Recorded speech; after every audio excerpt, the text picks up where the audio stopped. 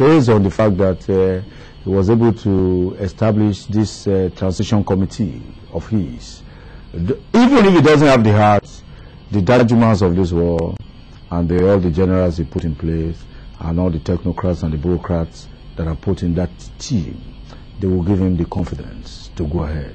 I think he established it basically for political courage to be able to step on people's toes, because I think he has already made up his mind that 2011 is not for him, and so he has to do something that his name will become meteoric in Nigerian's history. So I don't see anything bad in it. He is most likely, by my own position, I'll give him 60%. The fact that he has the capacity to dissolve the Executive Council shows a lot of courage and political will, because PDP never wanted it. The cabal never wanted it. And the cabal are not just anybody from any tribe. These are the Federal Executive Council who are benefiting from the system, as it were, that the president is here and they can do whatever they like. How do you think things will progress moving forward?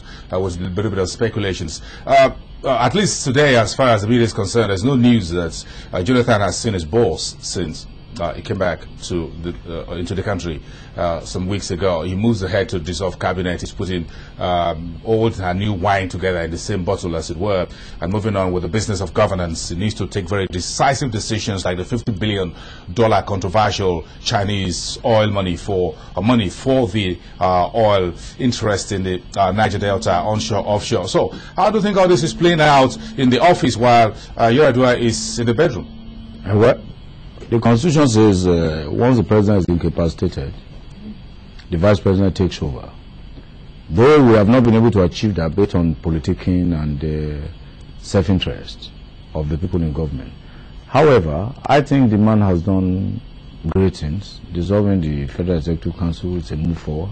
He has shown that he's going to take over from where his boss left the game. And he has done that. He has also named some new ministers. He has sent them to the National Assembly. All of them have been passed. Even Obasanjo, all his nominees for ministerial appointment in his time, not all of them were passed. But this time, all of them were given pass mark. It shows that the National Assembly is ready to move forward with the acting president. You mean the National Assembly understands the emergency situation we are in?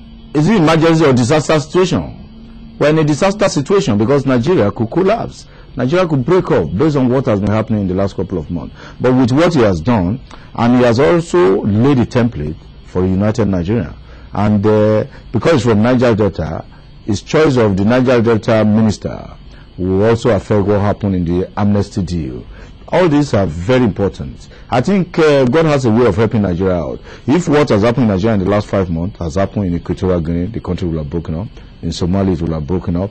In Afghanistan, in Czechoslovakia, in USSR, those countries will have become history. But in Nigeria, God has a way of using his hand to turn things around. And I think that's what is happening to us.